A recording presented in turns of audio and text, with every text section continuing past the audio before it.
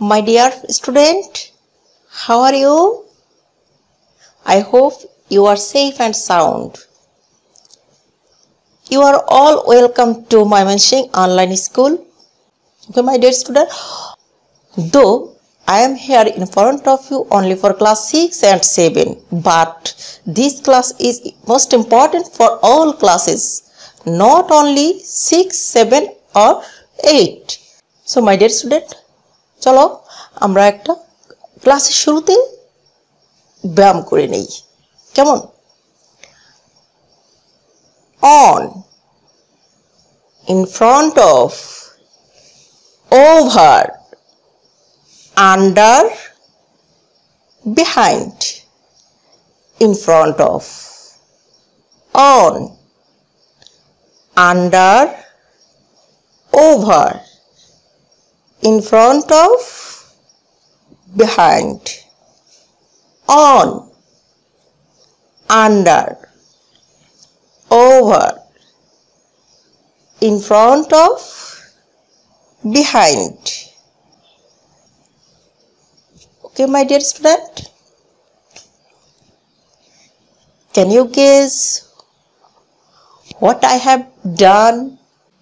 Can you tell me what we have done here through exercise? What we have used here? We have used here some words, and with these words we have practiced something. Okay, my dear student, can you guess what is our today's topic? Okay, before telling me today's topic, just tell me where I am now. Though I am in front of you, but I am staying at home. Yes, you are right. I am at home.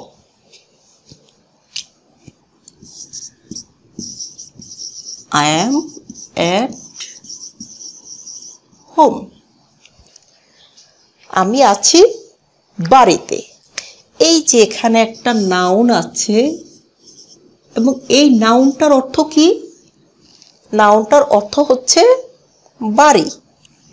এটার অর্থ হলো বাড়ি, কিন্তু আমার পুরো বাক্যটার অর্থ কি দাঁড়িয়েছে? আমি বাড়িতে। অর্থটা হয়ে গেল বাড়িতে। এই যে এখানে তে একটা বিভক্তি অ্যাড করলাম, তে। এখানে এটা ইংরেজি বাক্যে কোথা থেকে আমরা পেয়েছি? তোমরা লক্ষ্য করেছো নাউনের পূর্বে একটা ওয়ার্ড অবস্থান করছে। কোথায়? নাউনের পূর্বে। দ্যাট মিন্স ফ্রি অবস্থান করছে, position.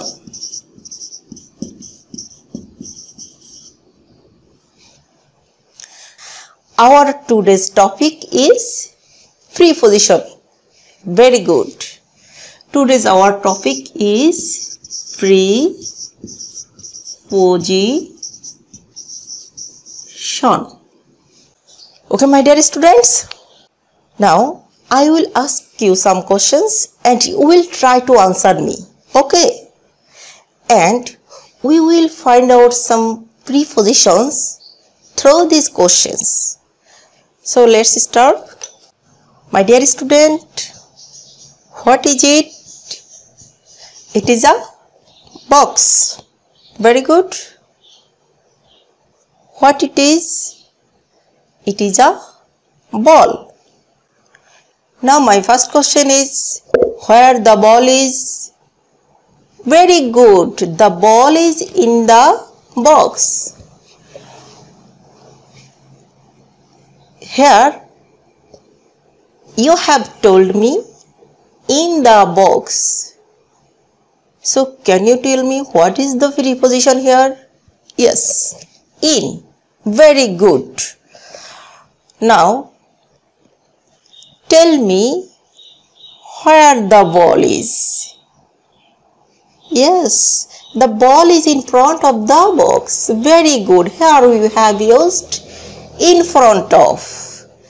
Now tell me where the ball is. The ball is on the box. Very good. Here we have used on. Okay, my dear student, now tell me where the ball is. The ball is in front of the box. Very good. Here we have used in front of. Okay, now tell me where the ball is. The ball is behind the box. What we have used? We also here used behind. Okay, my dear student, where the ball is? The ball is under the box. So here we have used under. Okay, my dear student. Okay, where the ball is? The ball is beside the box. Here we have used beside or next to the box. But where is the ball is? The ball is near box. Sorry, the ball is near the box or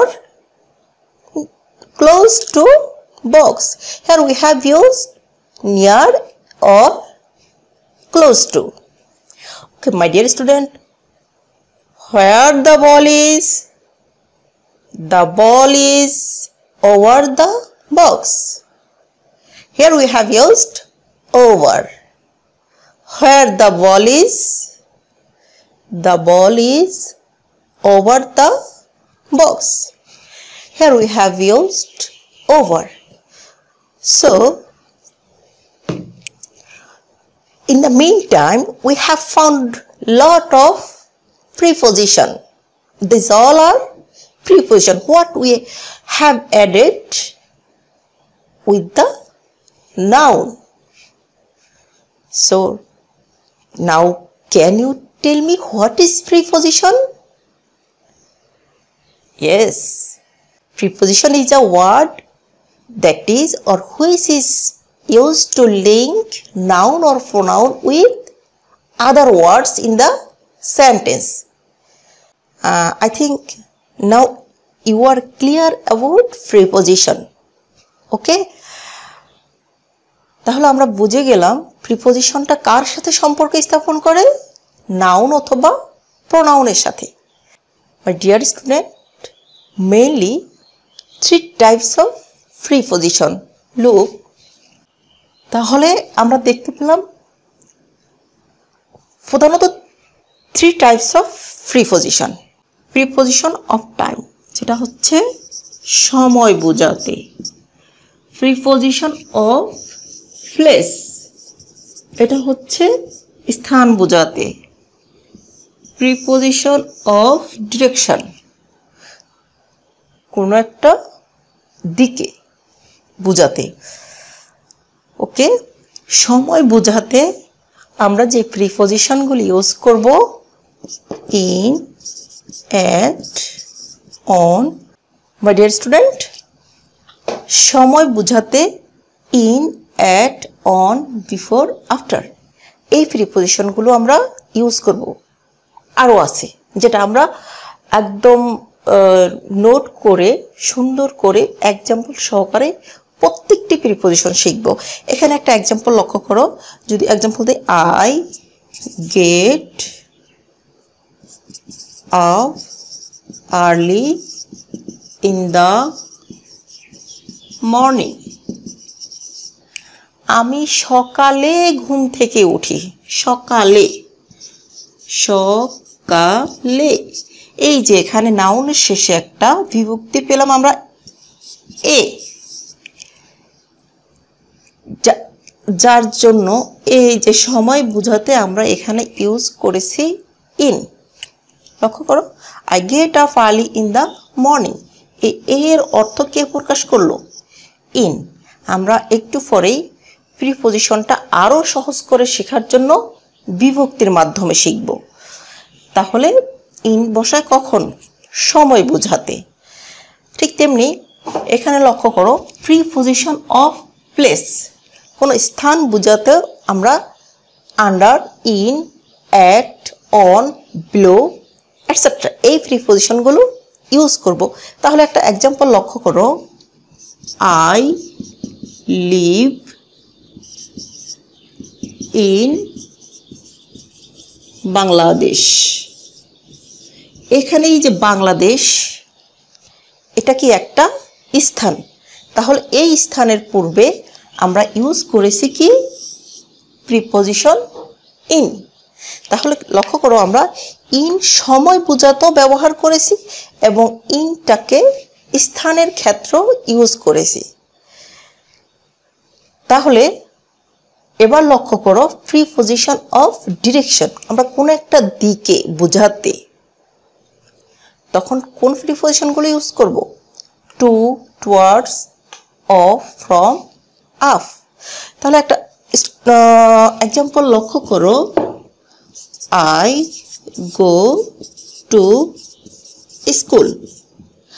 আমি স্কুলে যাচ্ছি, এই যে নাউনের পূর্বে আমি একটা দিকে যাচ্ছি, একটা দিকে।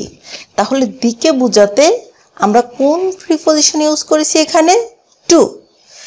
তাহলে আমরা লক্ষ্য করলাম যে এক্স্যাক্টলি প্রিপজিশনটা হয় কোন কোন ক্ষেত্রে? Preposition of time, preposition of place and preposition of direction. Now dear student, you know বিভক্তি, বাংলা বিভক্তি শিখেছো তাই না? Very good. Can you tell me how many kinds of বিভক্তি? বিভক্তি কত প্রকার? বিভক্তি 7 প্রকার। Very good. 7 প্রকার বিভক্তিগুলো তাহলে আমরা আগে একটু লিখে নেই। বিভক্তি সাথেই আমরা প্রিপজিশনটাকে লিঙ্ক করে শিখব। যদি আমরা বিভক্তিটাই ভালোভাবে পারি, প্রিপজিশনটাও কিন্তু তাহলে একদম সহজ হয়ে যাবে। ওকে মাই ডিয়ার স্টুডেন্ট, এবং আমি জানি তোমরা সবাই বিভক্তি পারো এবং তোমাদের কাছ থেকেই বিভক্তিটা জেনেই আমি এখানে প্রিপজিশনটা ইউজ করব। তাহলে তোমরা বলছো বিভক্তি। My dear student, look, you have already told me there are 7 kinds of বিভক্তি। বিভক্তি 7 প্রকার। প্রথমা, দ্বিতীয়া, তৃতীয়া, চতুর্থী, পঞ্চমী, ষষ্ঠী ও সপ্তমী। প্রথমা অশূন্য। তাহলে প্রিপজিশনের ক্ষেত্রে কোনো প্রিপজিশন বসবে না। প্রিপজিশন এবং বিভক্তি একটার সাথে একটা লিঙ্ক। ঠিক বিভক্তিটা আমরা যেভাবে ইউজ করব, বিভক্তির সাথেই শুধু আমরা ইংরেজি শব্দটাকে সেভাবে ইউজ করব। ইংলিশ শব্দ মানে কি? প্রিপজিশন। তো প্রথমা অশূন্য, তার মানে প্রিপজিশনের ক্ষেত্রে এখানে কি কোনো প্রিপজিশন বসবে না, প্রিপজিশন শূন্য। তাহলে একটা এক্সাম্পল লক্ষ্য করো, আই সি আ বার্ড। আমি একটি পাখি দেখি, শূন্য। আই হচ্ছে সাবজেক্ট, সি হচ্ছে ভার্ব অ্যান্ড বার্ড। এই বার্ড হচ্ছে কি? নাউন। এটার সাথে একটা আর্টিকেল আছে, বাট এখানে কোনো প্রিপজিশন নেই। তার মানে আমরা লক্ষ্য করব, যখন সেন্টেন্সে ক্রিয়ার অবজেক্ট, সরাসরি অবজেক্ট থাকবে,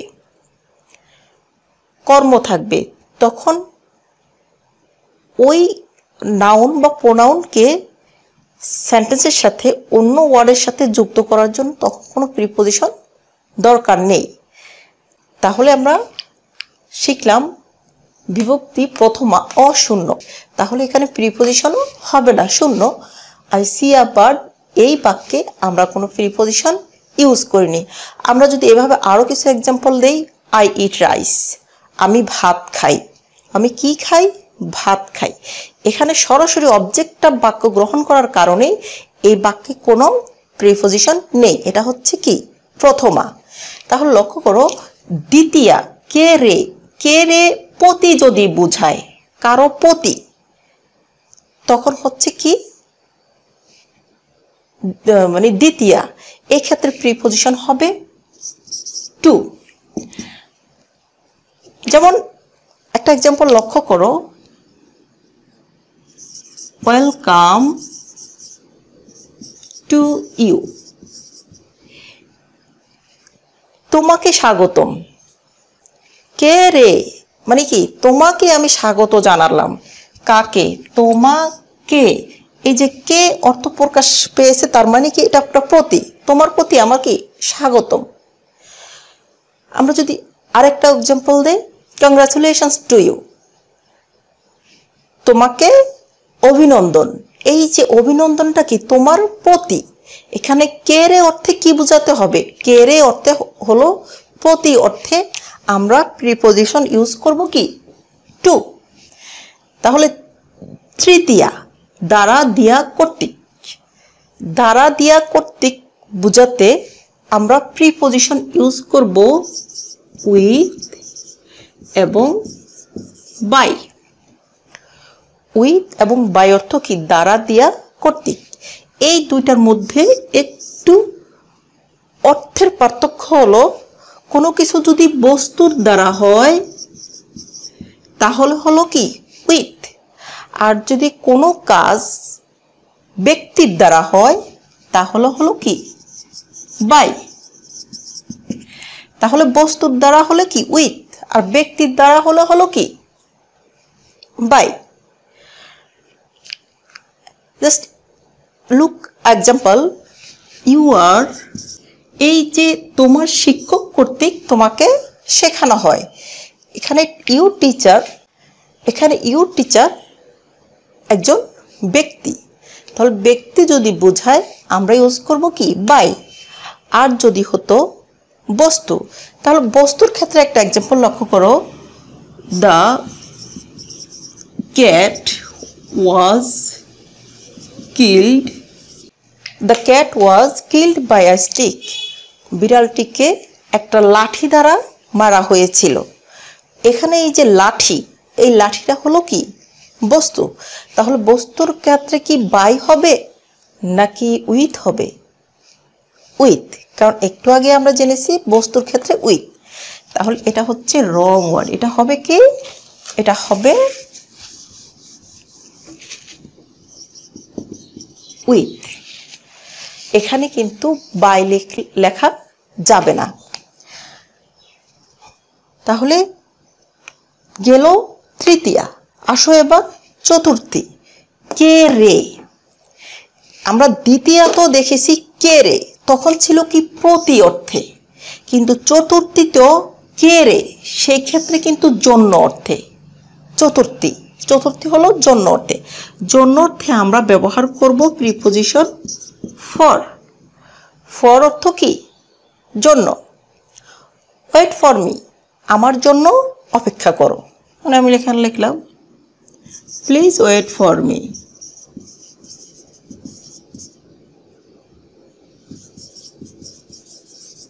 তাহলে আমরা এখানে কোন প্রিপজিশনটা ইউজ করেছি? ফর। তাহলে এবার আরেকটা লক্ষ্য করো, পঞ্চমী, হতে থেকে চেয়ে, হতে থেকে চেয়ে, তাহলে এটা কি হবে ফ্রম দেন। তাহলে হতে থেকে হবে কি ফ্রম, আর চেয়ে অর্থ হবে কি দেন। একটা এক্সাম্পল লক্ষ্য করো, তুমি কণা থেকে একটু ব্যতিক্রম, একটু আলাদা। তো আমি এখানে একটা এক্সাম্পল লিখলাম, কণার থেকে একটু আলাদা। অথবা you are separated from me, তুমি আমার থেকে আলাদা। তাহলে হতে থেকে অর্থ আমরা কি ইউজ করেছি? ফ্রম। সকাল থেকে বৃষ্টি হচ্ছে, it is raining from morning. তাহলে এই যে থেকে ফ্রম, কিন্তু যদি বলি দেন চেয়ে, ইউ আর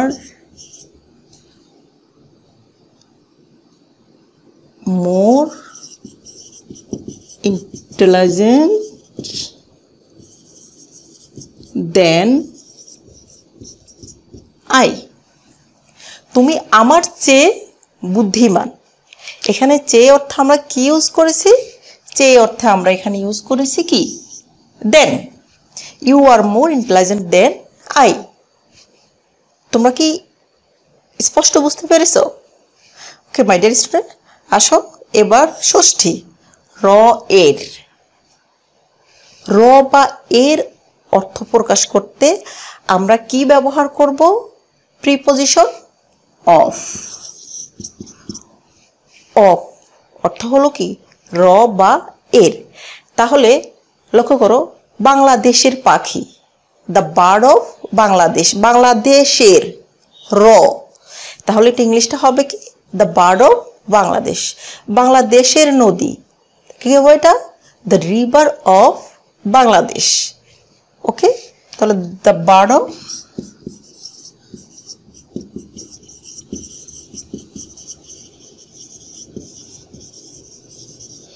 বাংলাদেশ। এই যে র অর্থে প্রকাশ করতে আমরা এখানে ইউজ করেছি কি? Of preposition. তাহলে আমরা দেখলাম ষষ্ঠী বিভক্তি হচ্ছে র এর। এই র এর প্রিপজিশন হচ্ছে কি? অফ। অফ অর্থ হলো কি তাহলে?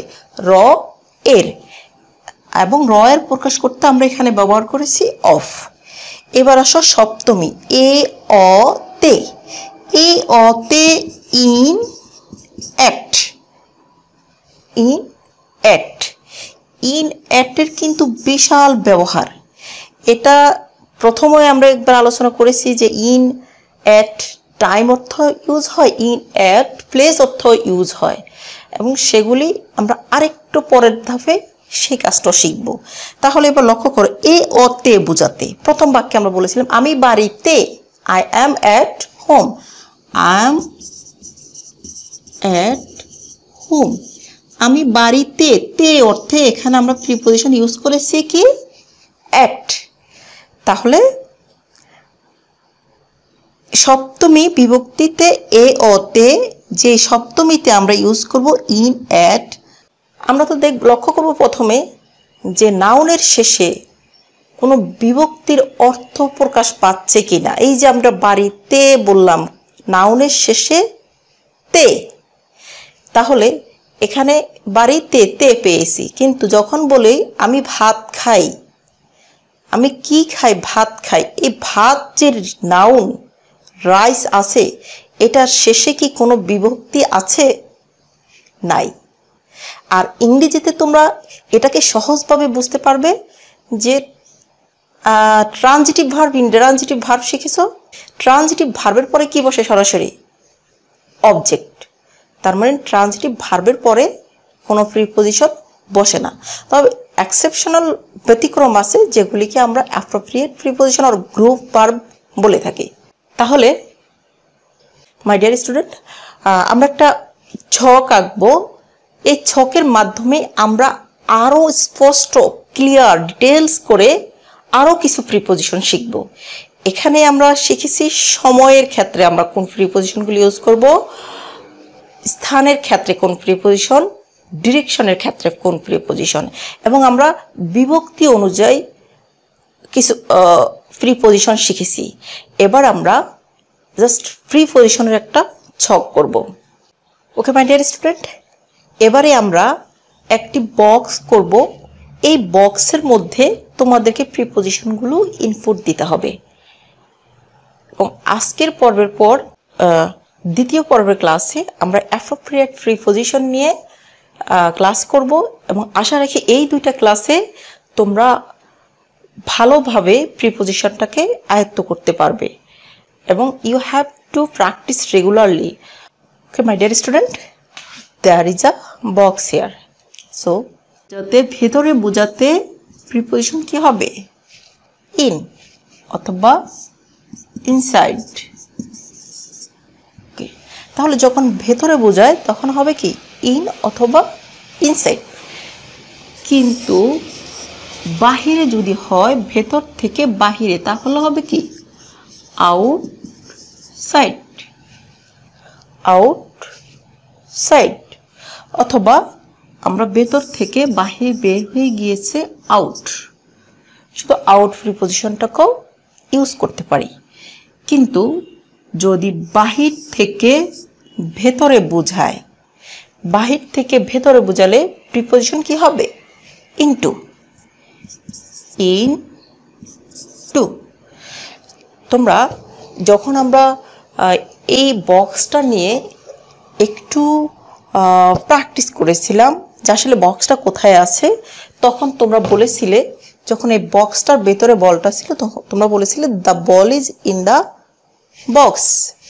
এখন কথা হলো, আমি যদি এখানে বলটাকে রাখি, the ball is on the box, এই যে অন, টাচ করা, টাচ করে আছে কোনো কিছু, মানে কোনো কিছু টাচ করে থাকা, অর্থাৎ এই যে বক্সের অবস্থানটা, এই বক্সটাকে টাচ করে আছে এই বলটা, তখন আমরা প্রিপজিশন কি ইউজ করবো এখানে?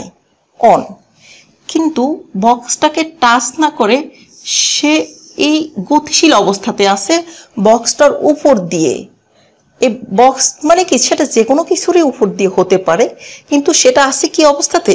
গতিশীল অবস্থাতে। তখন প্রিপজিশন হবে কি? ওভার। কিন্তু উপরে, কোথায় আছে? উপরে, কিন্তু এটা স্থির অবস্থাতে আছে, তাহলে এটা হবে কি? অ্যাবভ। তাহলে আমরা লক্ষ্য করলাম, যদি কোনো কিছুর উপরে স্থান দখল করে থাকে, একটা স্থান দখল করে থাকে, তখন হচ্ছে কি? অন। আর যদি গতিশীল অবস্থাতে থাকে তাহলে এটা হবে কি? ওভার। আর যদি উপরে বোঝাতে স্থির অবস্থাতে থাকে, কিন্তু এটা কি?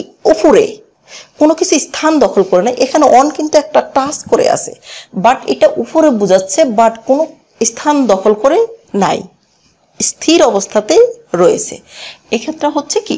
ওভার। তাহলে আমরা উপরে বোঝাতে আমরা পেয়ে গেলাম কি? Above, over, on. এটা হচ্ছে কি? উপরে। এক্ষেত্রে এটা হচ্ছে কি? স্থির অবস্থায়। ওভার হচ্ছে কি? গতিশীল,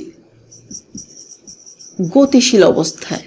ঠিক তেমনি আমরা যদি এখানে বক্সের নিচে স্থান দখল করে আছে বোঝায়, তাহলে এক্ষেত্রে হবে কি? ব্লো।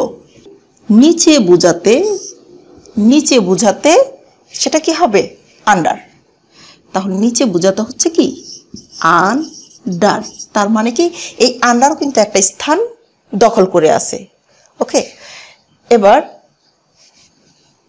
অনেক নিচে, এটা হচ্ছে কি? অনেক নিচে, বিনেথ। ওকে, তাহলে এই ক্ষেত্রে হচ্ছে কি? এটা নিচে বোঝাতে।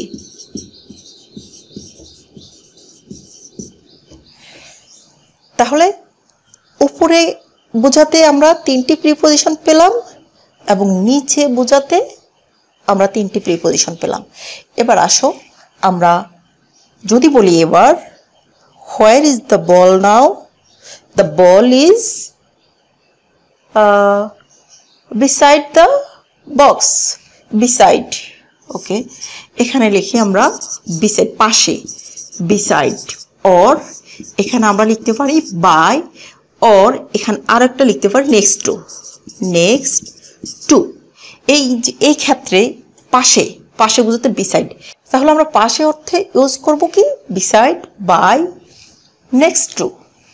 হ্যাঁ, এবার যদি বলি তোমাদেরকে কোনো একটা দিকে, না দিকে যাব না, বিসাইড পাশে, কিন্তু মানে সামনে বোঝাতে আমরা কোন প্রিপজিশন ইউজ করব?